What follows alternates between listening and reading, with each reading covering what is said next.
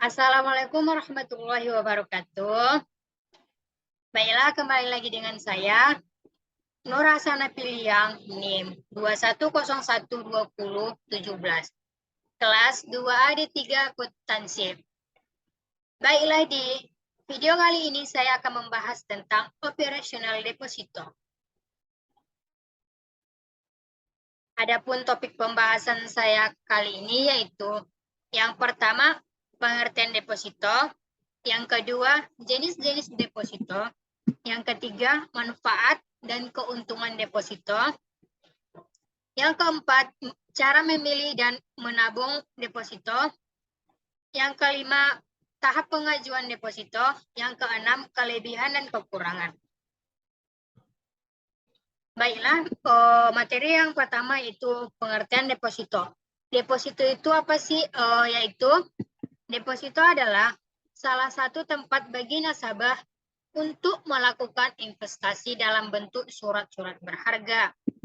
Adapun pengertian deposito secara Kamus Bahasa Indonesia, deposito adalah penyimpanan uang di bank dengan harapan bunga sesuai dengan perjanjian yang disepakati. Sedangkan pengambilan bunga dan uang simpanannya diatur sesuai dengan ketetapan.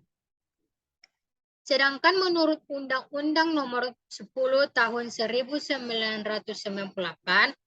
deposito adalah simpanan yang penarikannya hanya dapat dilakukan pada waktu tertentu berdasarkan perjanjian nasabah penyimpanan di bank. Pemilik deposito disebut dengan deposan.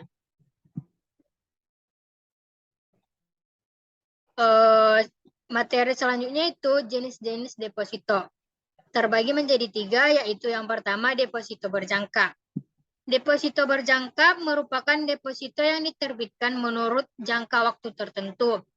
Jangka waktu deposito biasanya bervariasi mulai dari 1 bulan, 2 bulan, 3 bulan, 6 bulan, 12 bulan, 18 bulan, sampai dengan 24 bulan.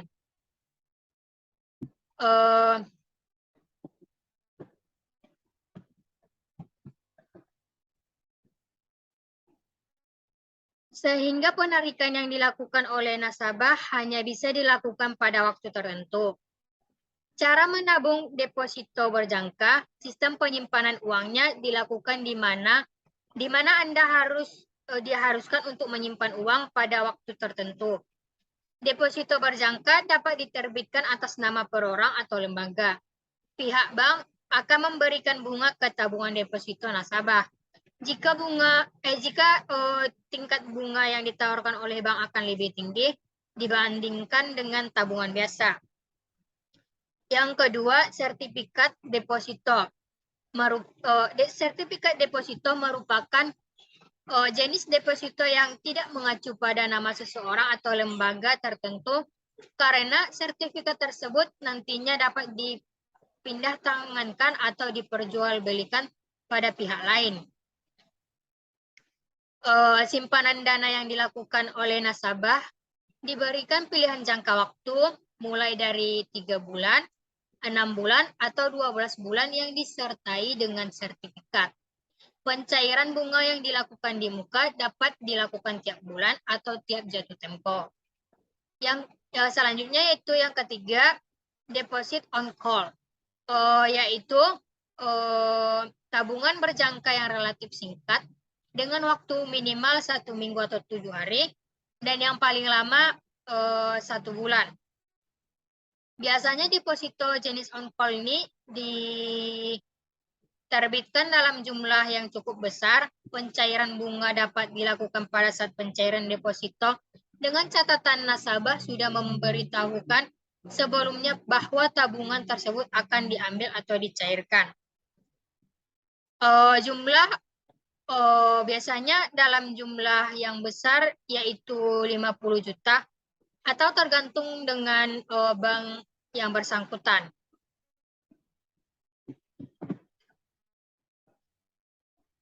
Selanjutnya itu materi selanjutnya, manfaat dan keuntungan deposito. Yang pertama itu mendapatkan bunga. Keuntungan memiliki deposito yang pertama, mendapatkan bunga yang relatif kompetitif dibandingkan dengan tabungan biasa. Instrumen investasi satu ini bisa memberikan bunga 3 kali lipat dibandingkan suku bunga tabungan. Besaran bunga yang diberikan tergantung dari jangka waktu penyimpanan yang dipilih. Bunga tersebut dapat langsung dimanfaatkan untuk menambahkan dana tabungan atau digunakan untuk kebutuhan lainnya. Yang ketiga yaitu uang tersimpan dengan aman. Maka uang yang kamu simpan akan tersimpan dengan aman di bank. Melalui LPS, bank menjamin dana instrumen investasi yang kamu miliki hingga 2 miliar dengan suku bunga tertinggi. Jadi penyimpanan uang melalui deposito ini tergolong aman. Yang ketiga itu salah satu cara berinvestasi dengan mudah. Resiko hanya terjadi jika negara mengalami masalah politik yang besar serta krisis ekonomi yang parah. Selain itu, nilai produk investasi satu ini juga tetap dan stabil. Atau dengan kata lain, tidak terpengaruhi kondisi pasar modal serta pasar uang. Dan yang terakhir, mudah dalam mengakses bunga. Yang didapat dari instrumen investasi satu ini adalah adanya kemudahan dalam mengakses bunga.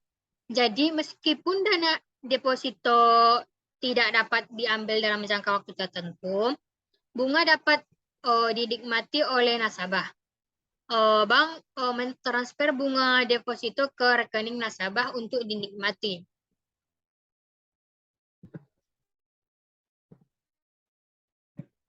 Materi selanjutnya itu cara memilih dan menabung deposito. Cara menabung dan memilih deposito. Yaitu yang pertama, kita harus memperhatikan dan membandingkan reputasi bank yang akan Anda pilih untuk membuka tabungan deposito Anda. Pastikan bank yang kita pilih memiliki reputasi yang baik dan memenuhi standar kualifikasi dari Bank Indonesia. Dengan begitu, Anda juga merasa aman saat Anda memutuskan untuk menabung deposito. Yang kedua, bandingkan manakah jenis deposito yang sesuai untuk Anda. Bandingkan dari sistem pembayaran bunga dan tingkat yang ditawarkan masing-masing bank. Yang ketiga, waspada terhadap tawaran suku bunga yang tinggi. Kita harus berhati-hati dengan bank yang menawarkan suku bunga yang tinggi di atas ketentuan lembaga penjamin pinjaman.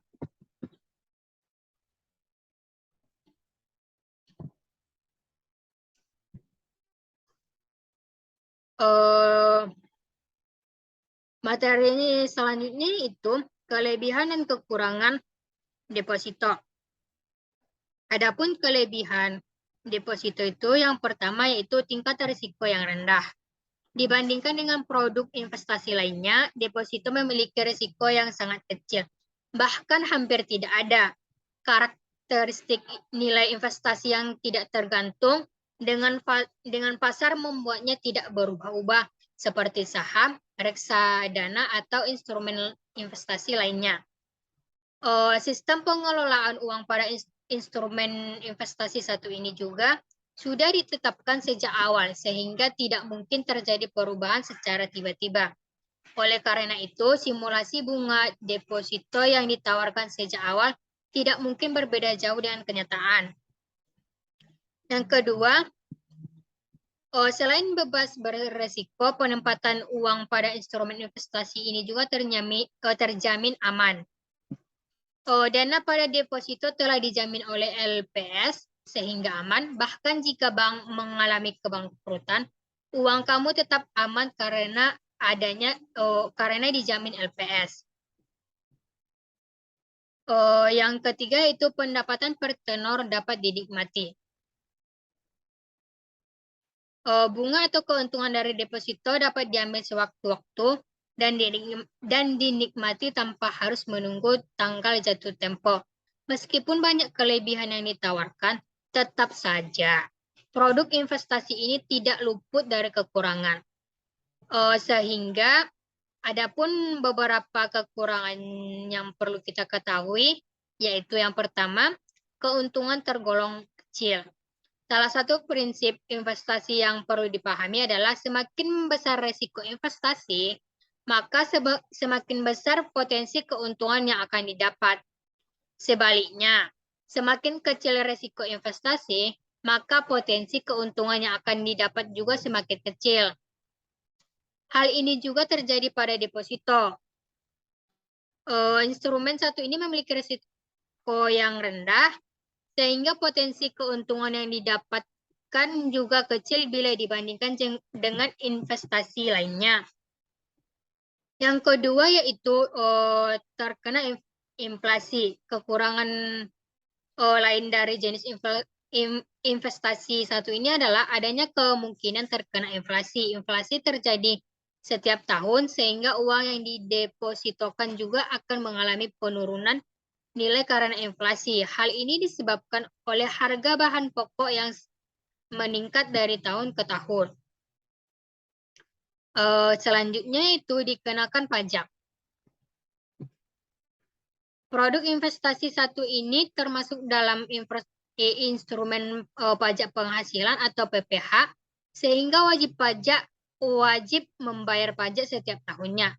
Pajak deposito dikenakan 20% per tahun yang dipotong dari bunga. Jadi, keuntungan dari kepemilikan instrumen ini pun tidak seluruhnya akan kamu dapatkan, melainkan terkena potongan pajak sebesar 20%. Dan yang terakhir yaitu biaya penalti. Selain pajak, terdapat juga biaya penalti pada produk deposito. Biaya penalti ini akan dikenakan jika kamu menarik dana yang telah kamu investasikan sebelum tanggal jatuh tempo.